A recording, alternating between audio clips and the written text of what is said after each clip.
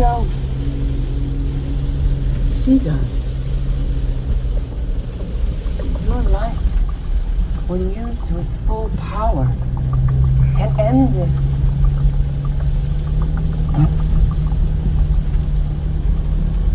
But what? It will end you. You as you are now.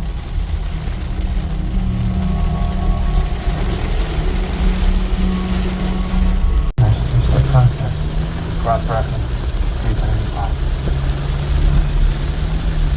what if it's not about the word? It's called Gamachi, and it's basically like semantic numerology. In most ancient languages, each letter has a numeric value. Like Scrabble. No. Sure, basically, Gamachi is all of biblical. That's how we ended up with 6-6 being about the Eastern Revelations. Technically about Emperor, but still, this might be an alphanumeric cipher. Maybe. But how do we know the value? And covert. Start with the word you know in Tamaranian, like fire. Undo? Across most ancient languages, the numeric value of that is 100. So, if that's true for Tamaranian, enter the known values and let the computer look for a pattern.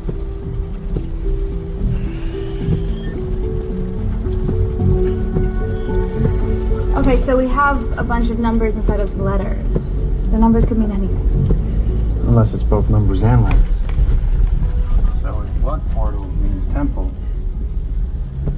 yes, this line here.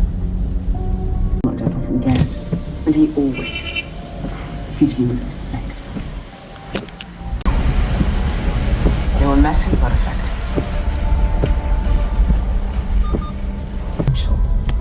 And harness it for his own gain. May was one of his rare missteps. You were not. Now man has only your problem to solve. Maybe the Titans will stop it. If you believed that, you wouldn't be here. Lex saw your potential. But he saw how you were wasting it with the Titans. That is your legacy. Your responsibility. And then? After that, be everything he created you to be. What's that? Information your friends don't have. Lex was preparing countermeasures against what May had planned. I took this when I left the building.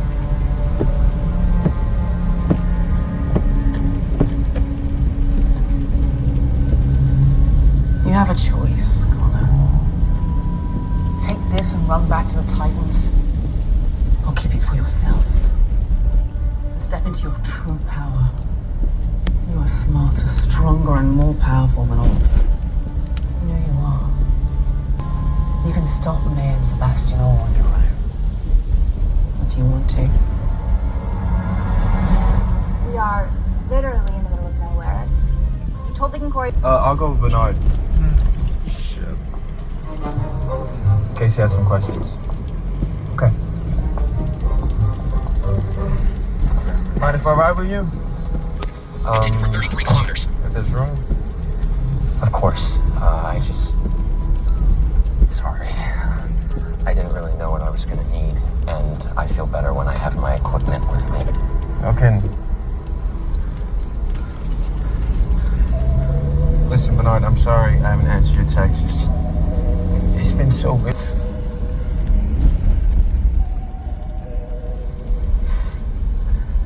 And it's fine.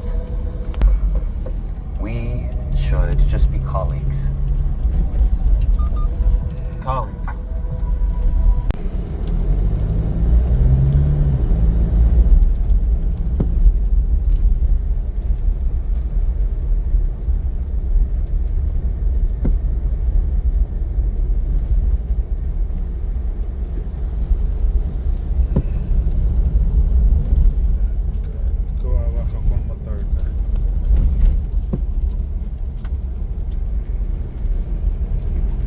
Dick, I might stay here to see if I can figure out what's up with the waitress. Sure.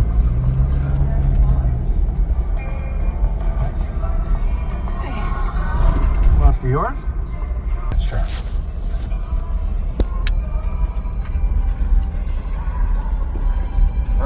bucks. That's very Detroit.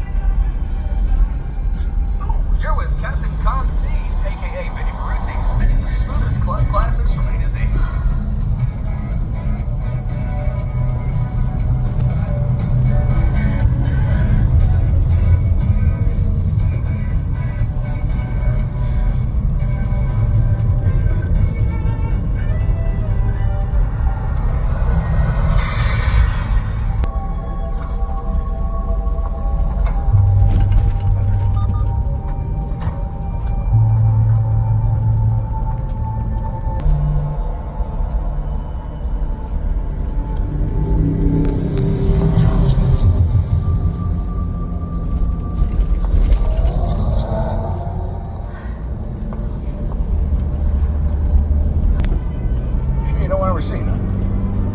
Home office, don't sweat the small stuff. Yeah, we get a lot of visitors here. Not surprised. You're not exactly on the map. Look, I'm updating in an hour. Come by then. Sounds good. Yeah? Now? There's gotta be another way out. I tried every road. It's the same thing. We're trapped here. It's impossible. We can see the other side. Yeah, I know. We can see it, but we can't get to it. They don't want us to leave. Roberta said the Horn of Trigon is protected by his followers. Maybe we need to get the Horn in order to get out. So then let's go get it.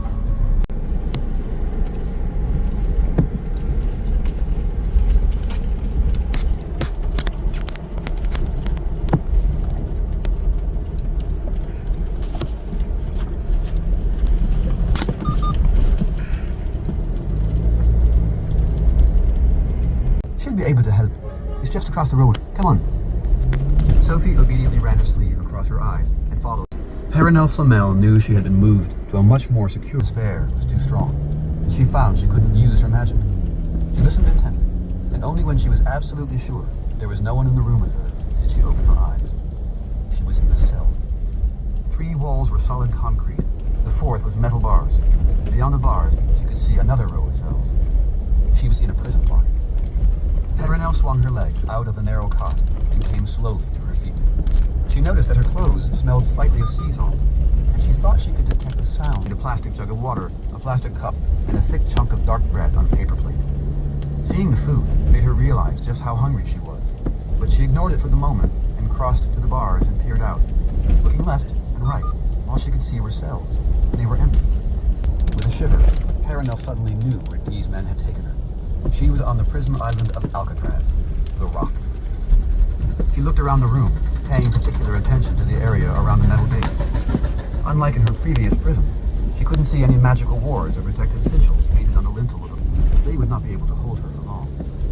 The shadow, huge and misshapen, moved out of the darkness and stepped down the corridor to stand before her cell. The first pyramid rose over the Nile. It was a sphinx, an enormous lion with the wings of an eagle and the head of a beautiful woman. As she realized just how clever Dee was. She was a defenseless and powerless prisoner on Alcatraz, and she knew that no one had ever escaped the Rock alive. Only last century, she was desperately ill, no one called, no one wrote. Gran, Scatty began.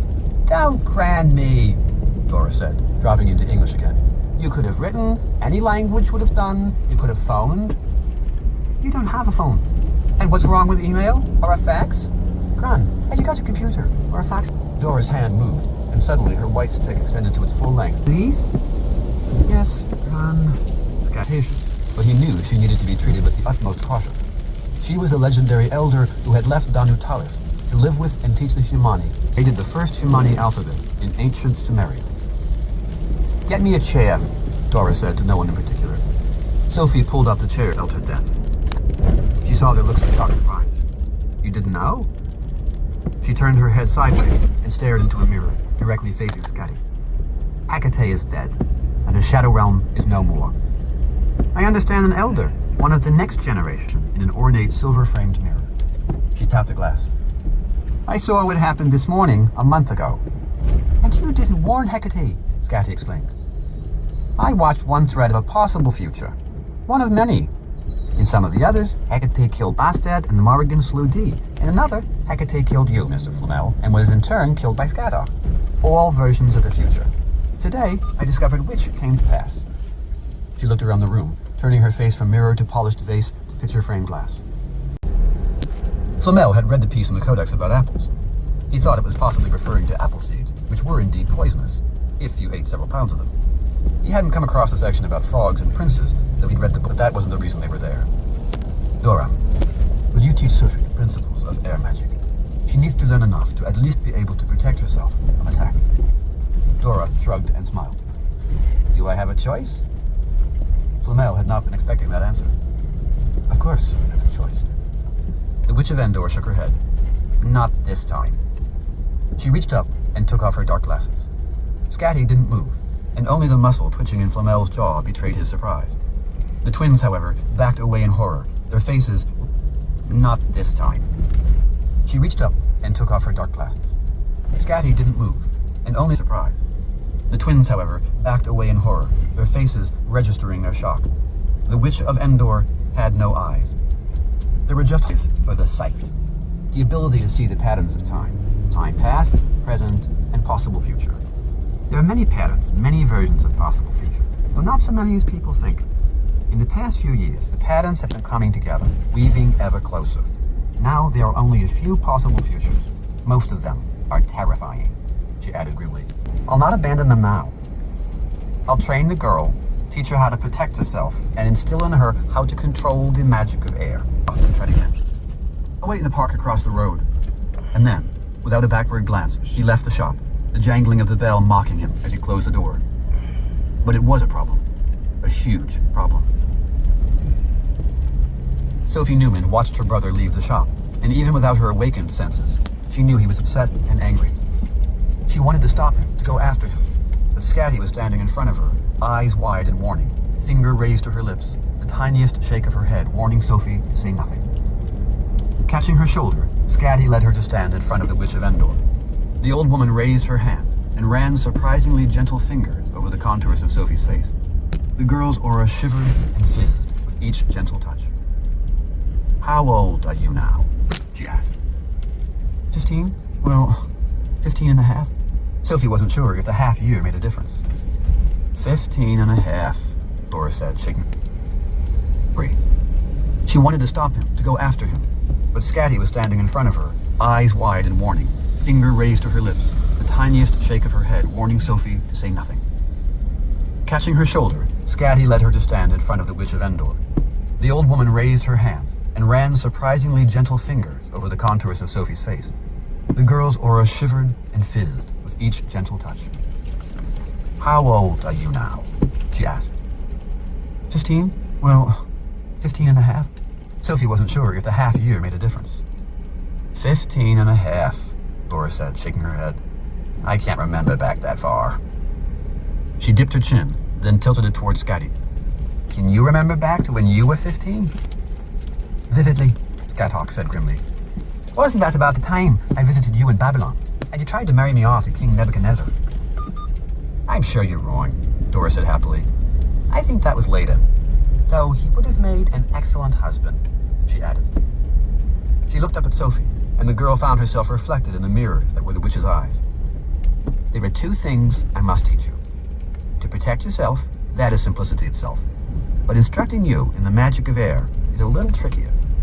The last time I instructed a humani in air magic, it took him 60 years to master the basics. And even then, he felt your friend. So why don't you do this? You're such an expert, eh? Gran, Scathawk sighed. Don't gran me in that tone of voice, Dora said warningly. I'll do this my way. We don't have time to do it in the traditional way. Don't talk to me about tradition. What are they? Trust me, when I'm finished, Sophie will know all that I know about the elemental air magic. She turned back to Sophie. First things first.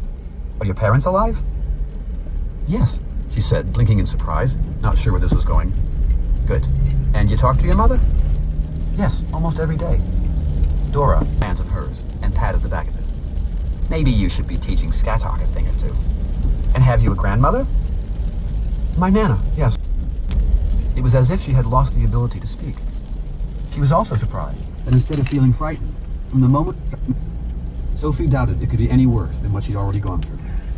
Her nose wrinkled at the odor of a briefcase in one hand and the sheaf of papers in the other. His eyes bent and concentrated on an ornate glass paperweight. She put it down when she saw that there was a tiny man in a three-piece suit frozen inside the glass. He had a briefcase in one hand and a sheaf of papers in the other. His eyes were still blinking. "This will not hurt," the witch said. Sophie doubted it could be any worse than what she'd already gone through. Her nose wrinkled at the odor of burnt wood, and she felt a cool breeze wash over her hands. She looked down. A gossamer thin white spiderweb was twisting and spinning from the Witch of Endor's fingers and wrapping itself like a bandage around each of Sophie's fingers. It curled across her palm, completely covering her, then wrapped around her face. "Gran, are you sure about this?" Scathach demanded. "Of course I'm sure," the old woman snapped, completely covering it, then wrapped around her wrist and crept up her arm. She realized then that the witch had been... "Are you sure about this?" Scathach demanded. "Of course I'm sure," the old woman snapped, a note of anger in her voice. "And even though my experience, even my lore, is gathered in this web of air, once it touches Sophie's skin, she will begin to absorb that knowledge." Sophie breathed deeply, drawing the wood-scented air deep into her lungs. Images flashed impossibly fast in her head, times and places long past, cyclopean walls of stone, ships of solid gold, dinosaurs and dragons, a city carved into a mountain of ice, and faces, hundreds, thousands of fictions. "Got it wrong," Dora continued, her hands now moving too fast for Flamel to see. "They wrapped the dead," she continued. "They did not realize I wrapped the living.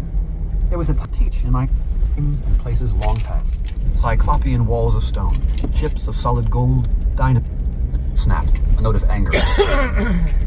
And even though the Witch of Endor was speaking to Scathach, Sophie, from the moment the witch had taken her hand, a wave of peace and calm had been distracting her with her questions.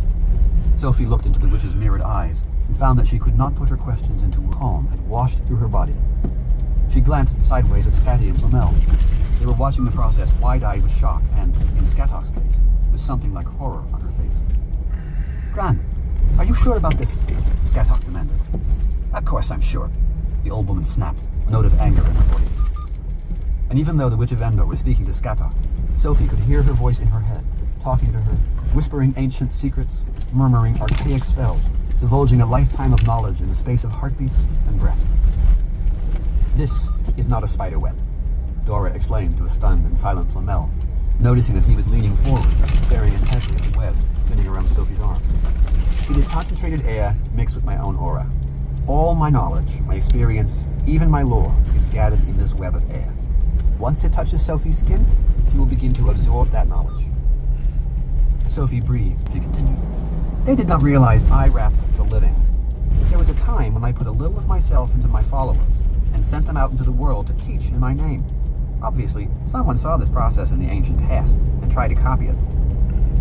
Sophie suddenly saw a dozen people wrapped up like her, and a younger-looking Dora moving among them, dressed in a costume from ancient Babylon.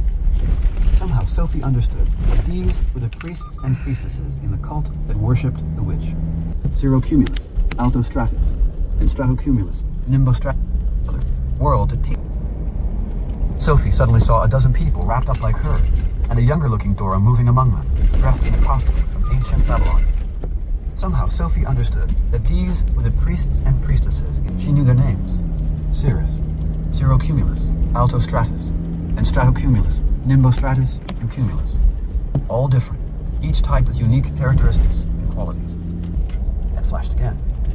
A young woman brought a raging storm to a shuddering stop with a single gesture, freezing it in place, then ran into images flickered, flashed.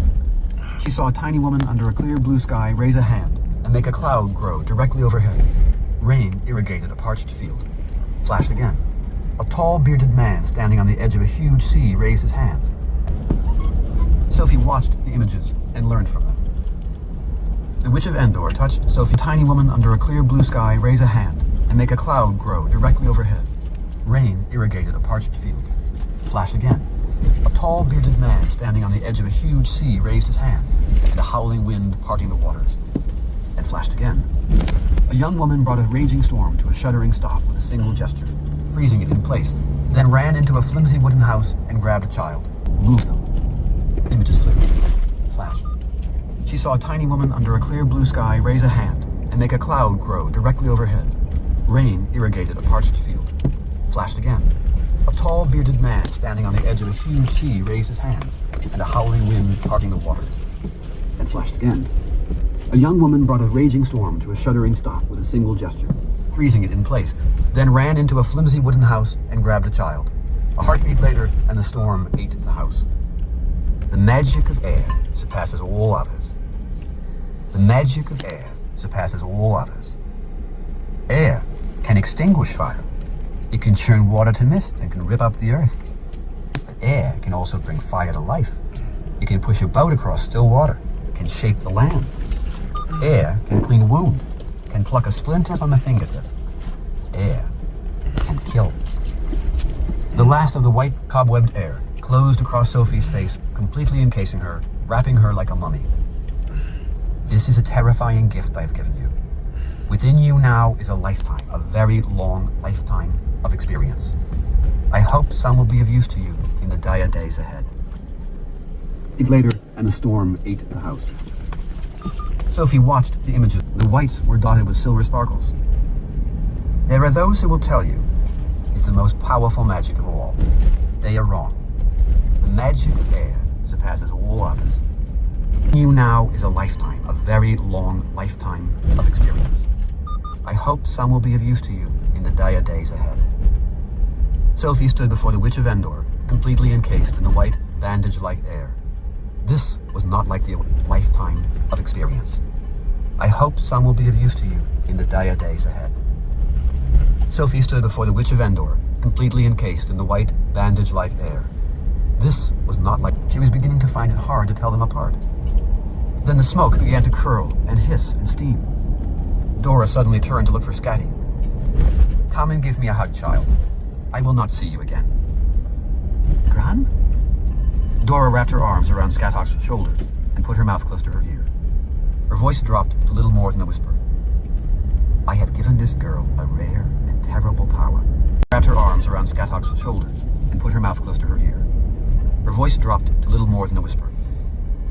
I have given this his office at Enoch Enterprises in the heart of the city. There, he learned that Perenelle had already been moved to Alcatraz. His company had recently... The doctor briefly thought about flying out to the island to talk to Perenelle, but dismissed the idea as a waste of time. The missing pages from the Codex and the twins were his priorities. Although Dee knew of the famous prophecy from the book of Abraham the Mage. The elders had known that twins were coming. The two that are one, the one that is all. One to save the world, one to destroy it.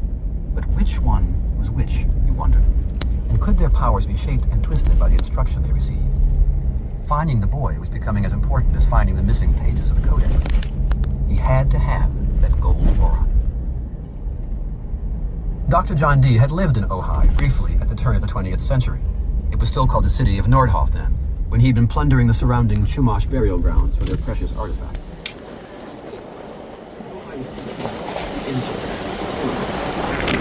He turned the car onto Ojai Avenue.